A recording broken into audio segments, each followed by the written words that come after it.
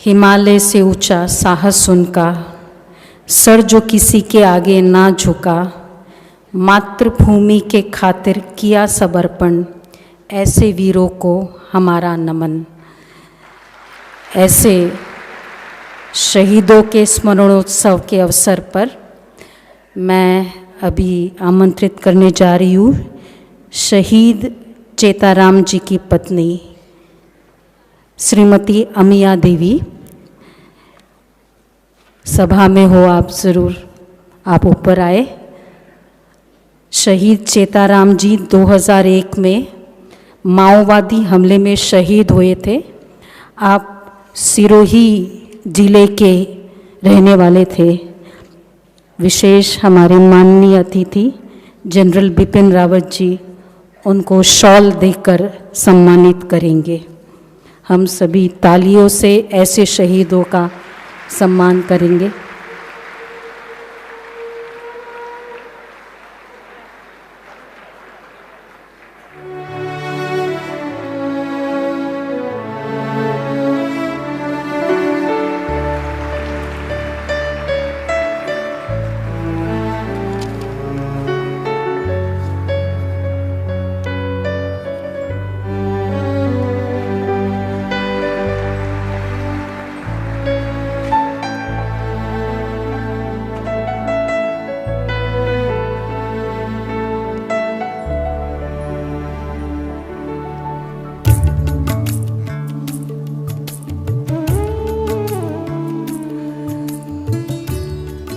अब मैं विशेष जिस समय का इंतज़ार था वो समय अब आ चुका है। ऐसी हस्ती जो आज के अति विशिष्ट अतिथि है, जो हमारे भारत माँ की शान है, जो भारतीय सेना और संपूर्ण भारतवर्ष के गौरव है, वीरता एवं अनुशासन के आप जीवंत मिसाल है, जिनके नेतृत्व में हमारी भारत भूमि सुरक्षित है।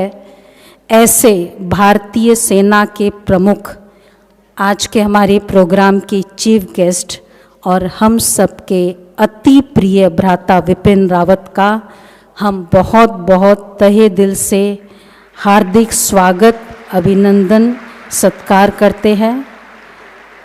आपको अनेक अवार्ड से नवाजा गया है, जैसे उत्तम युद्ध सेवा मेडल, अति विशिष्ट सेवा मेडल, युद्ध सेवा मेडल, विशिष्ट सेवा मेडल। आप 27th chief of army staff है। आपकी बहुत बड़ी विशेषता है कि आपकी कई जनरेशन्स भारत माँ की सेवा में संलग्न रही है। और जैसे भाई साहब ने अभी बताया कि आपके फादर लक्ष्मण सिंह रावत भी लेफ्टिनेंट आर्मी जनरल रहे हैं। ऐसी अद्भुत हस्ती को हमारे बीच पाकर आज हम रियली बहुत सौभाग्यशाली है। आओ झुककर सलाम करें उनको जिनके हिस्से में ये मुकाम आता है। खुश नसीब होता है वो जीवन जो हर पल देश के काम आता है। धन्य है वह जीवन जो हर दिन देश के काम आता है। ऐसे सबसे ऊंची सूची में जनरल बिपिन रावत जी का नाम आता है। तो आदरणीय जनरल बिपिन रावत जी आज हमारा चीफ गेस्ट का एड्रेस करेंगे।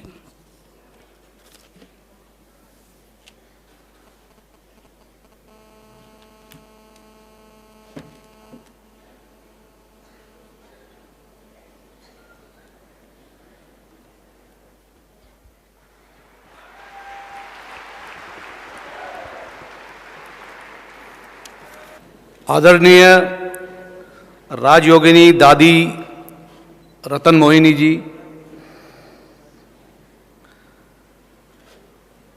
राजयोगी ब्रह्म कुमार मृत्युंजय जी,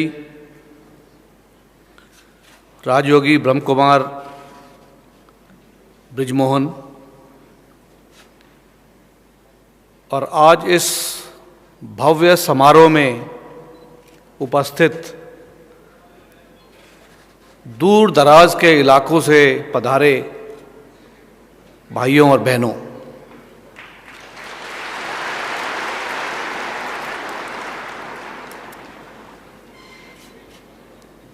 आज मैं भारतीय सेना के समस्त जवानों की ओर से ब्रह्म कुमारी संस्था को धन्यवाद देना चाहता हूं।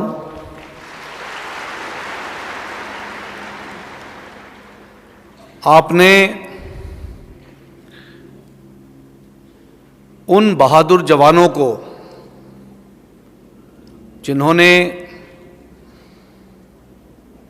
सीमाओं पे कार्यरत रहते हुए या अन्य कार्य करते वक्त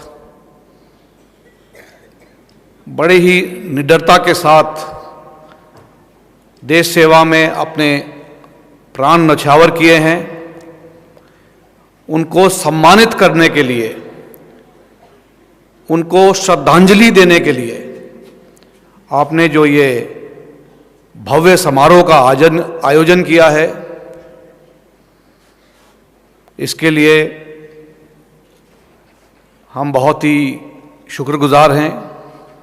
जैसे कि मैंने कहा, समस्त भारतीय सेना के जवानों की ओर से हम आपको बहुत बहुत धन्यवाद कहना चाहते हैं।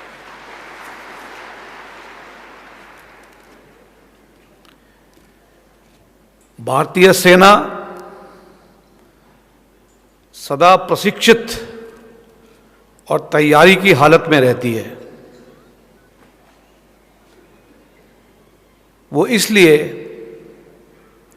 कि भारतवर्ष में हमारी सीमाओं पर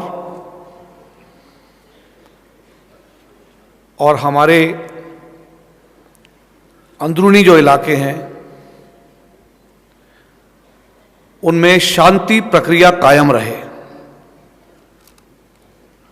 इसी कारण हम लोग तैयारी और प्रशिक्षित रहते हैं। भारतीय सेना का युद्ध करने का जो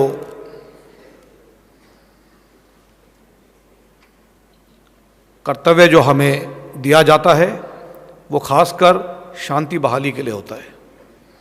भारतीय सेना अगर सक्षम रहेगी, भारतीय सेना अगर हर वक्त तैयार रहेगी, भारतीय सेना का हर जवान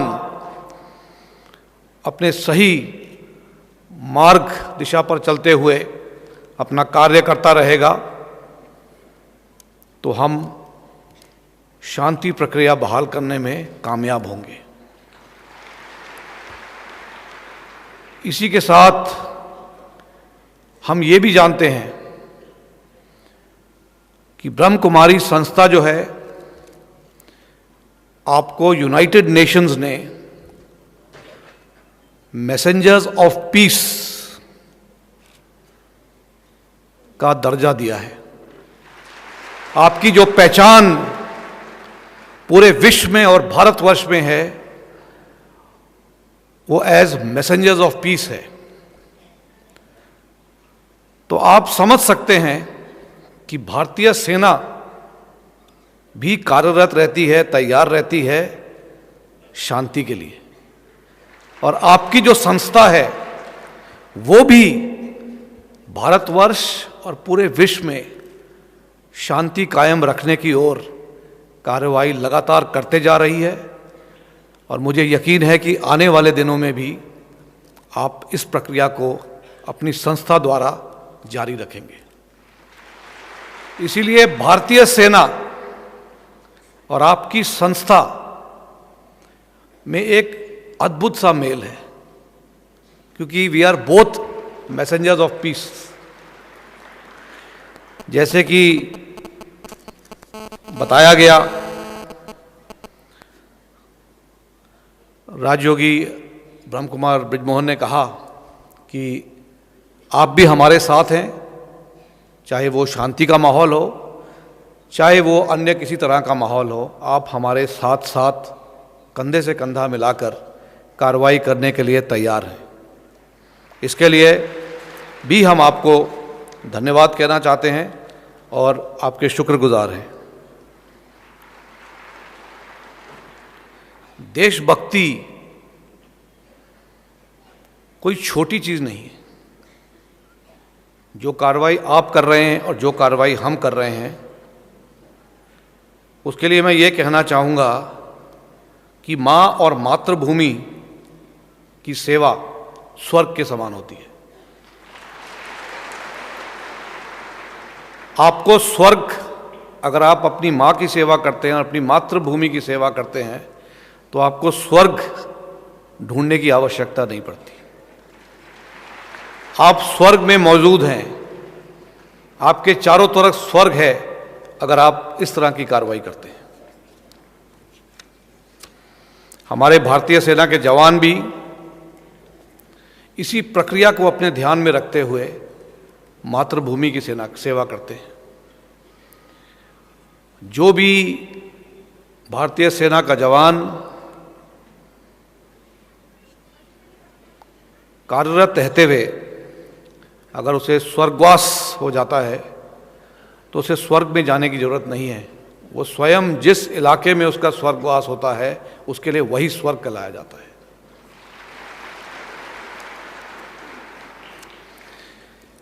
आपकी संस्था का स्थापन 1936 में हुआ था। प्रजापिता ब्रह्मा को जो संदेश आया था शिव बाबा का,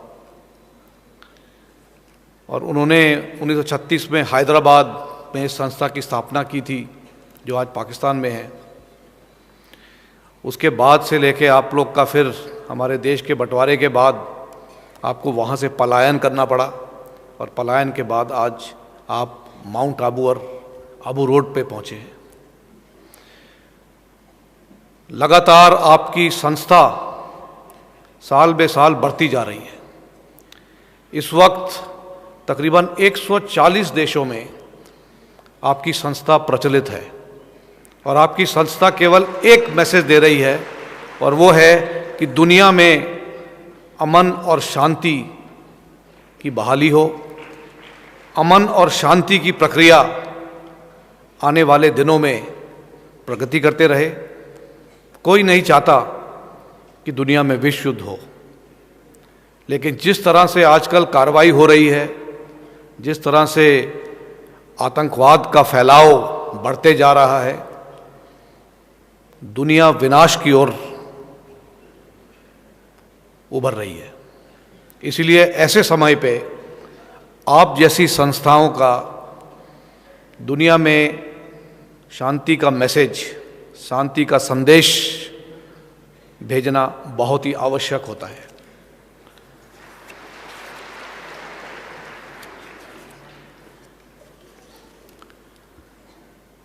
मैसेंजर ऑफ पीस का दर्जा तो आपको यूनाइटेड नेशन ने सन 2000 में दिया था, लेकिन उसके बाद भी लगातार पीस मैसेजेस और पीस मैसेंजर्स के जरिए आपको यूनाइटेड नेशन ने कई बार पुरस्कृत किया है, नवाजित किया है।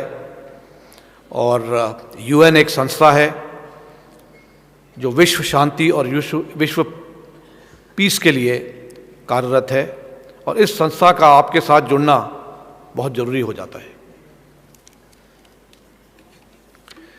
मुझे ये जानकर बहुत खुशी होती है कि आप लोग मेडिटेशन के जरिए देशवासियों की, न केवल हमारे देशवासियों की लेकिन विदेशों में भी लोगों को जो ज्ञान दिला रहे हैं, ज्ञान की दिशा में ले जा रहे हैं, उसे ऐसा लगता है कि अगर सारी दुनिया में इसका संदेश सही तरीके से पढ़ा जाए, सही तरीके से इसका संदेश अगर पूरी समस्त दुनिया के जो लोग हैं वो इसको समझें, तो शायद हम शांति कायम करने में सफल हो सकते हैं।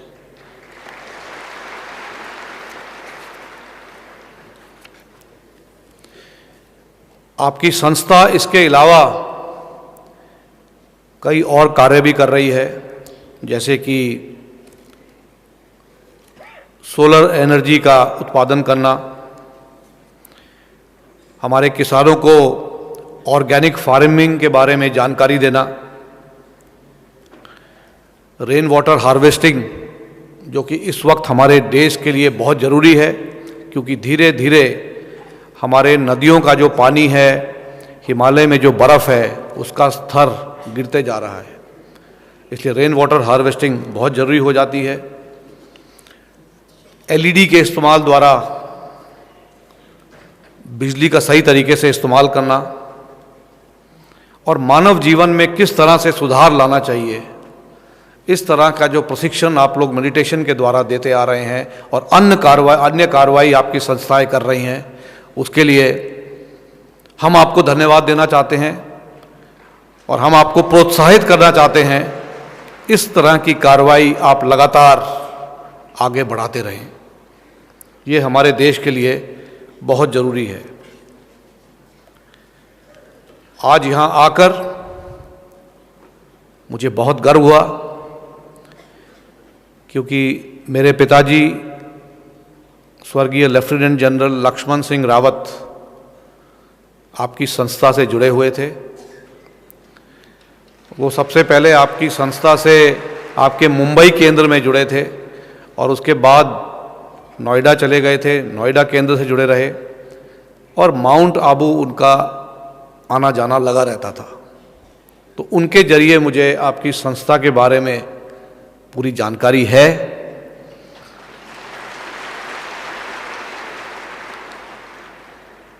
आपकी संस्था के जो सदस्य हैं वो हमारी फौज में, हमारी सेना में लगातार आते रहते हैं और हमारे जवानों का भी इस तरह का मार्गदर्शन जो आप करते हैं वो करते आए हैं। इसके लिए भी हम आपको धन्यवाद करना चाहते हैं।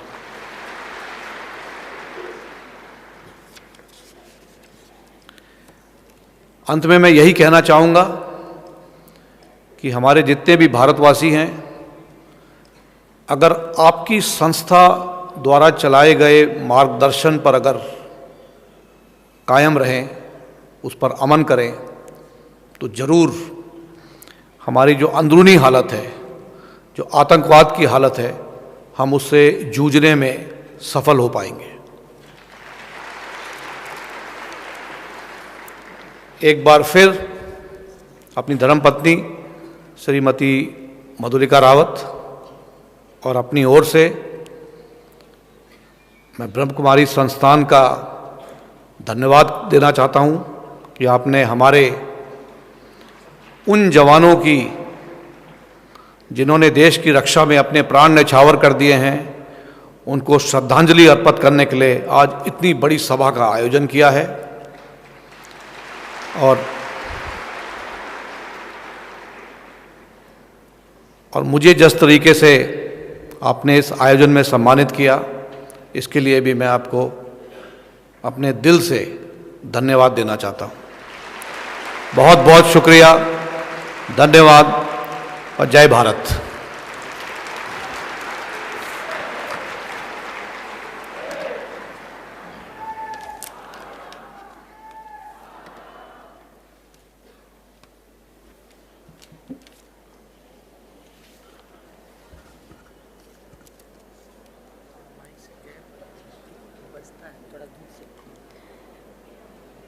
बहुत बहुत धन्यवाद आदरणीय भ्राता विपिन जी का। बहुत ही थोड़े शब्दों में आपने रियली, जैसे भाई साहब ने कहा, सर्जिकल स्ट्राइक्स, तो इम्पॉर्टेंट वर्ड्स आपने हम दोनों सेनाओं के लिए कहे। अगर हम दोनों सेनाएं मिलकर ही रहेगी, हैंड टू हैंड चलेगी, तो ज़रूर आपका और जो हमारा सपना है स्वर्णिम भारत का, वो बहुत ही जल्दी आ जाएगा।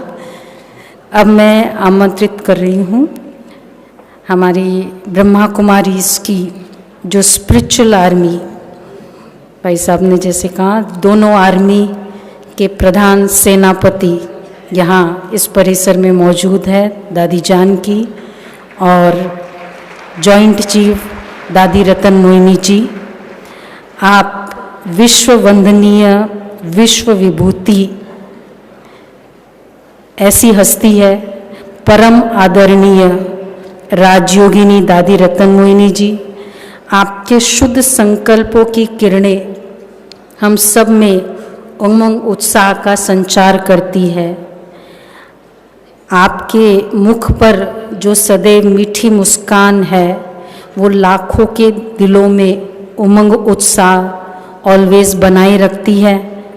आपने अपने इस जीवन काल में लाखों आत्माओं को जीवन को संवारा है।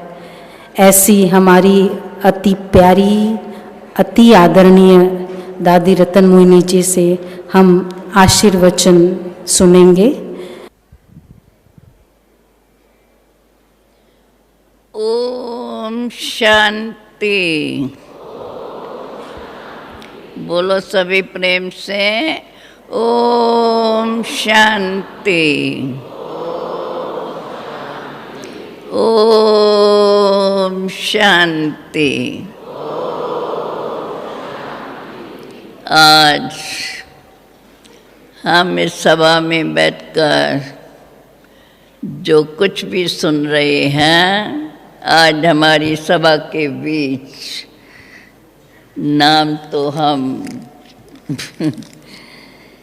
भ्राता जनरल बिपिन रावत चीफा,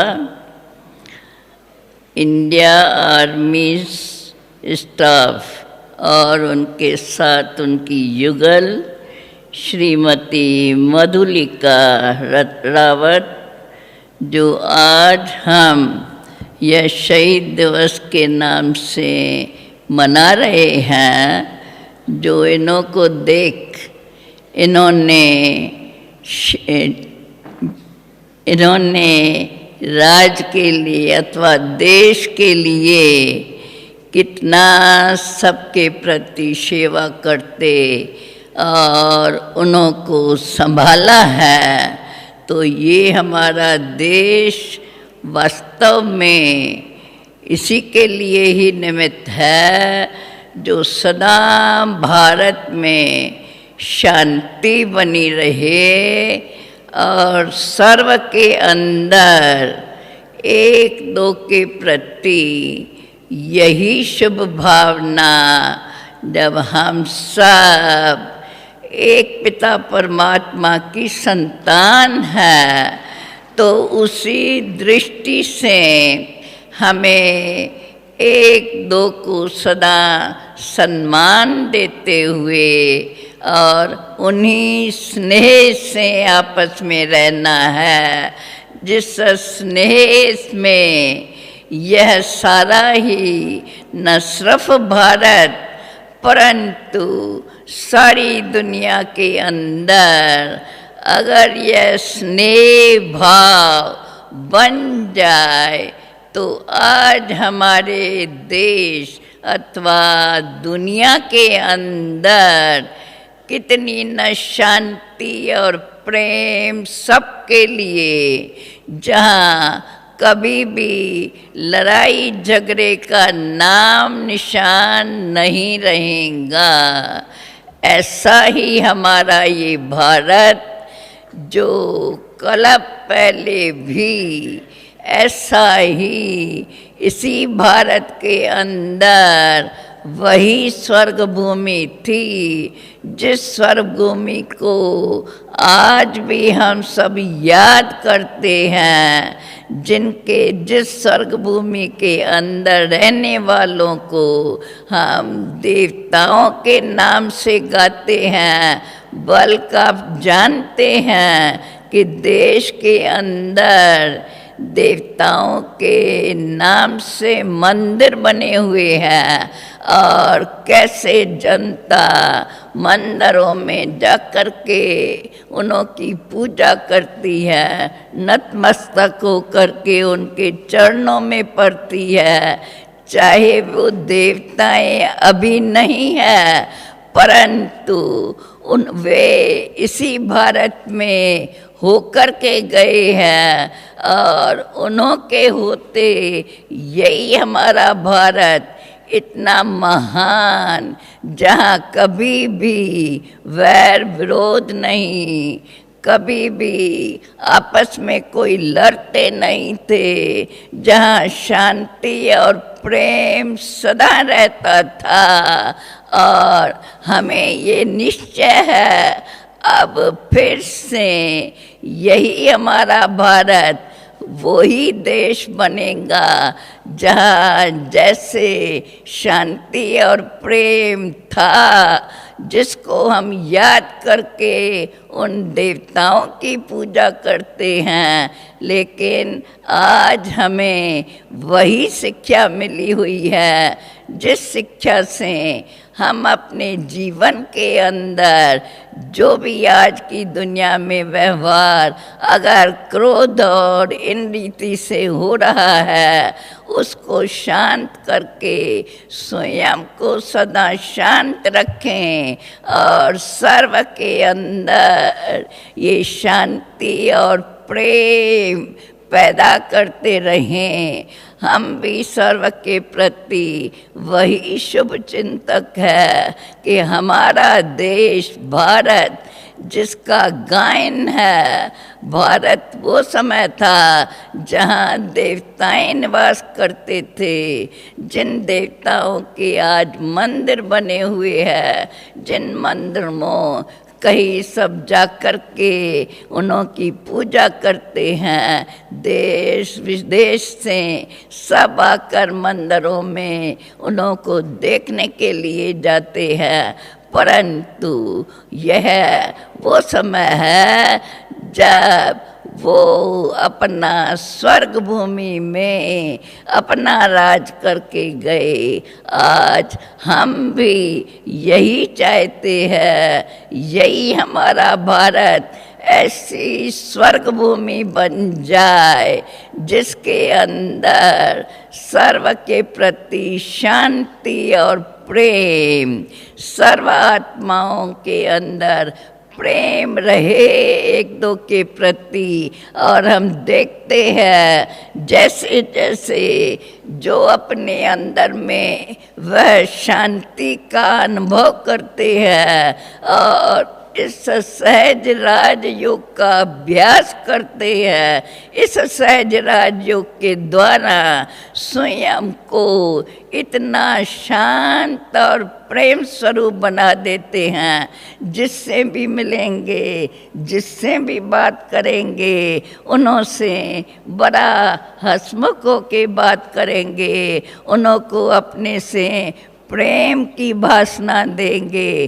क्यों हम जानते हैं हम सब एक पिता परमात्मा की संतान है। बस यह बात हम पक्की अपने दिल के अंदर याद रखें और एक दो को उसी नज़र से देखें। हम सब आपस में भाई और बहन है। भले परिवार में रहते स्त्री पुरुष है, उनके बच्चे हैं, लेकिन वास्तव में हम एक पिता परमात्मा की संतान आपस में सब भाई और बहन है। इसलिए हमारी सर्व के प्रति दृष्टि यही रहती है, ये भी सब भगवान के बच्चे, हम आपस में भाई और बहन हैं। इसलिए न हमारा किससे वैर विरोध है, न हम किसके लिए बुरा शब्द बोलते हैं, न किसकी गिलानी करते हैं।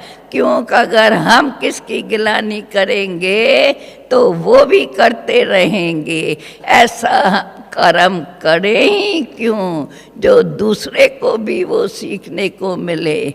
बाप ने, सर्वशक्तिमान परमात्मा पिता ने हमें अपने ब्रह्मा बाबा के द्वारा यही शिक्षा दी है कि हम सदा सर्व को उसी दृष्टि से देखें। हम सब एक पिता परमात्मा की संतान, आपस में हम सब भाई और बहन हैं।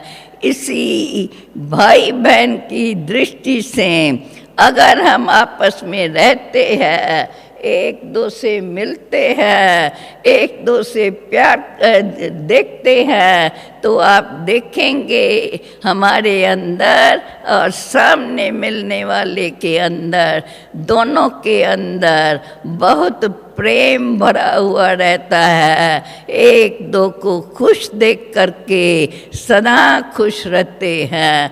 तो हमारी यही शुभ भावना है, हम सब सदा एक दो को उसी नज़र से देखें। जब हम मानते हैं हम सब एक पिता परमात्मा की संतान है, उस नाते से हम सब आपस में हो गए भाई और बहन।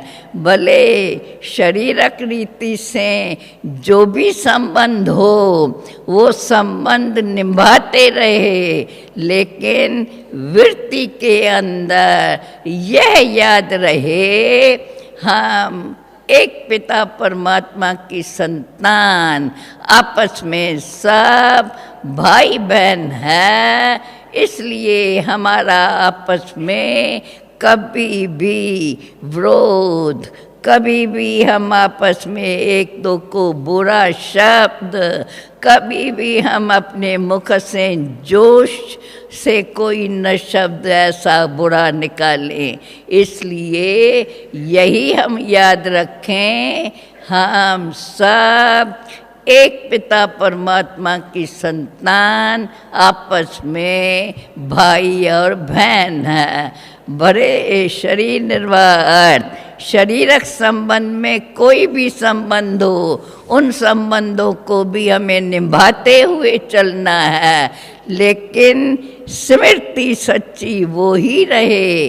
जबकि हम जितना बाप को याद करेंगे तो वह हमारी स्मृति सदा बनी रहेंगी और सदा हम एक दो को उसी नज़र से देखेंगे कि हम सब एक पिता परमात्मा की संतान, आपस में सब भाई और बहन है।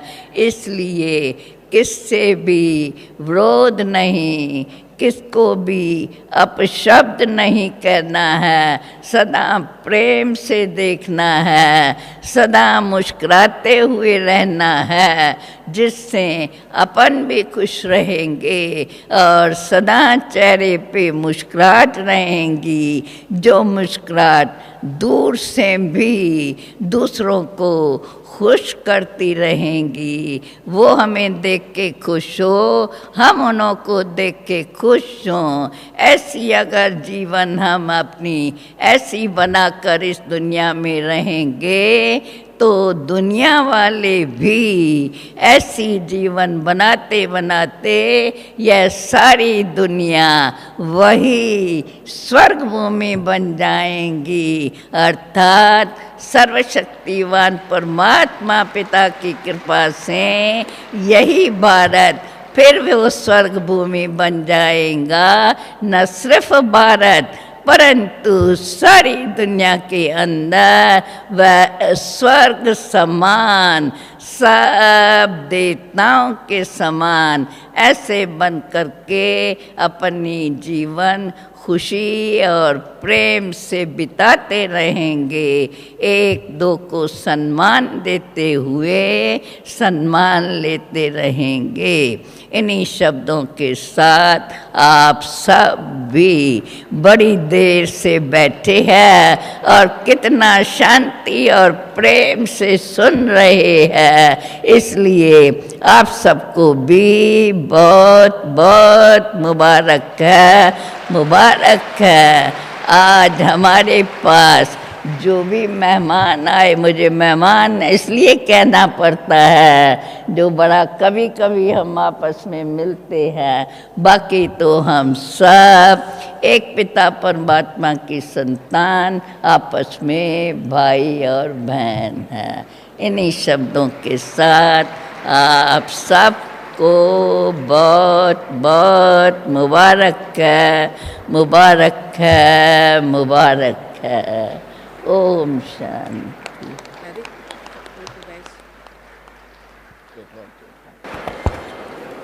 ओम शांति। आदरणीय दादी जी ने बहुत इंस्पिरेशनल शब्द हम सबको कहे। दादी जी अभी शॉल पहनाकर हमारे विशेष अतिथि का स्वागत और सम्मान कर रही है, साथ साथ में ईश्वरीय सौगात भी दे रही है।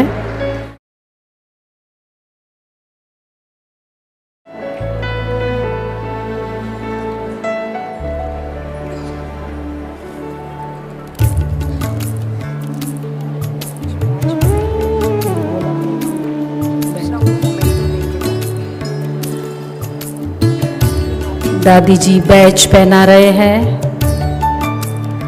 हमारे इस ईश्वरीय संस्था का प्रतीक। वैसे भी सेनाएं बैच ज़रूर पहनती है, हम भी रूहानी सेना है और अब आप भी इस रूहानी सेना में शामिल हो गए हैं, इसलिए दादी जी आपको भी बैच पहना रही है। और हमारे भाई साहब जनरल बिपिन रावत जी दादी जी को भारतीय सेना के तरफ से एक मोमेंटो भेंट कर रहे हैं।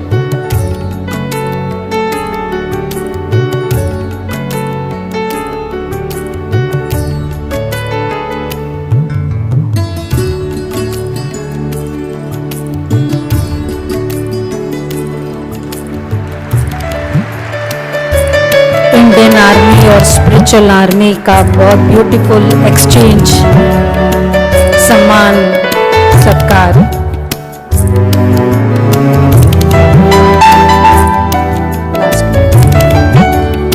एक बार दोबारा हम एक बात कहना चाहेंगे, जिनका जीवन है तप, सेवा और कुर्बानी, खून देकर करते हैं सरहदों की निगरानी। ऐसे विशिष्ट मेहमान जो हमारे बीच में आए, अब हम नेशनल एंथम से आपको विदाई देंगे। सभी खड़े हो जाए।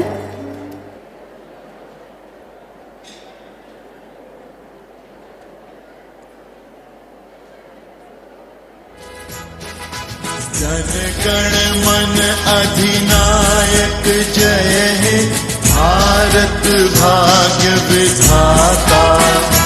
पंजाब सिंधु गुजरात मराठा, द्राविड़ उत्कल बंगा। विंध्य हिमाचल यमुना गंगा, उच्छल जलधि तरंगा। तव शुभ नामे जागे, तव शुभ आशीष मांगे। गाहे तव जय गाथा, जन गण मंगल दायक जय हे, भारत भाग्य विधाता। जय हे, जय हे, जय हे, जय जय जय जय हे।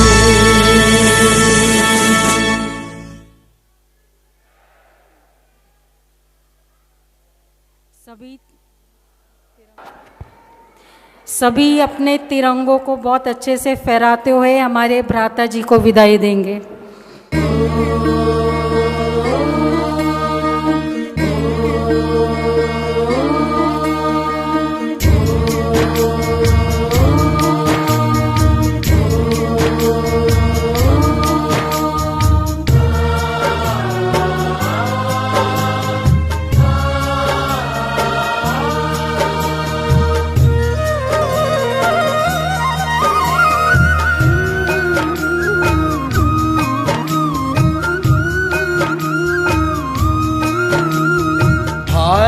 फिर भरपूर बनेगा,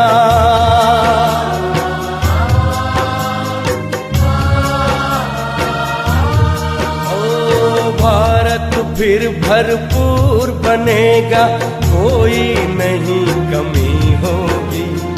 हीरों से आकाश भरा, मोती से भरी जमीन होगी। भारत फिर भरपूर बनेगा।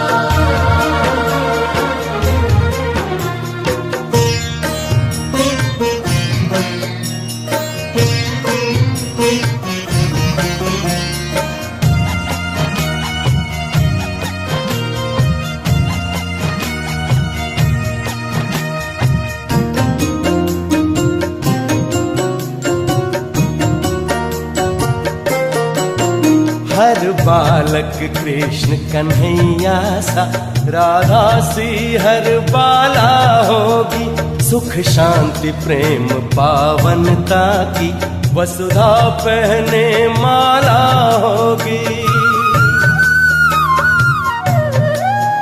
हर बालक कृष्ण कन्हैया सा, राधा सी हर बाला होगी। सुख शांति प्रेम पावनता की, वसुधा पहने माला होगी। नर होंगे श्री नारायण और नारी श्री लक्ष्मी होगी। नर होंगे श्री नारायण और नारी श्री लक्ष्मी होगी। हीरों से आकाश भरा,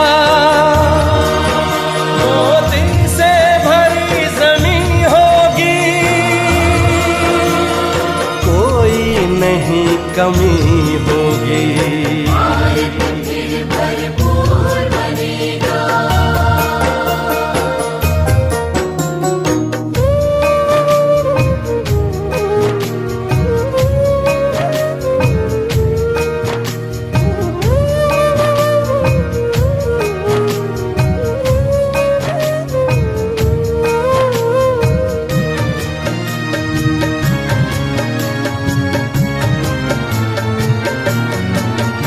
अब देर नहीं, भारत का सितारा विश्व भाल पर चमकेगा। नारी शक्ति पूजित होगी, सौभाग्य का सूरज दमकेगा।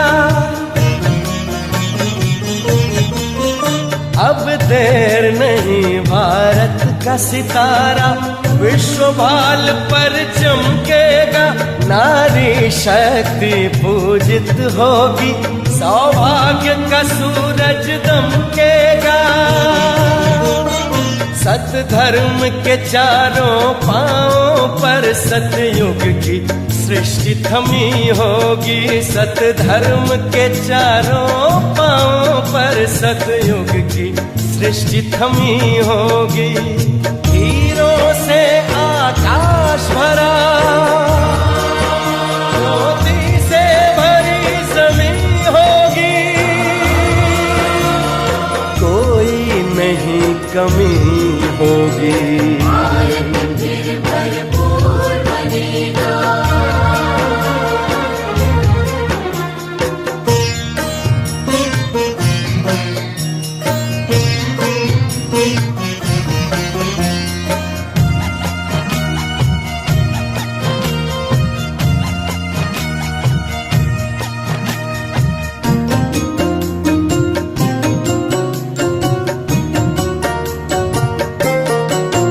वही जगत गुरु यह भारत है, भगवान जहाँ पर आते हैं। गीता गंगा गौ गायत्री का फिर से मान बढ़ाते हैं। वही जगत गुरु यह भारत है, भगवान जहाँ पर आते हैं।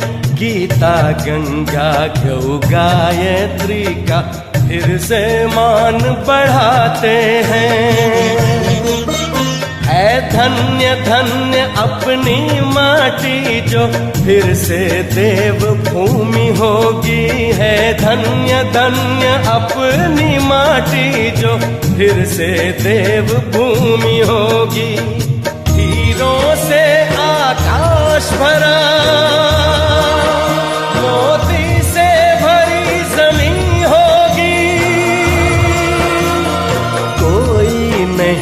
कमी होगी। भारत फिर भरपूर बनेगा, कोई नहीं कमी होगी। हीरों से आकाश भरा, मोती से भरी जमीन होगी। भारत फिर भरपूर बनेगा, भारत फिर भरपूर बनेगा, भारत फिर भरपूर बनेगा, भारत फिर भरपूर बनेगा, भारत फिर भरपूर बनेगा।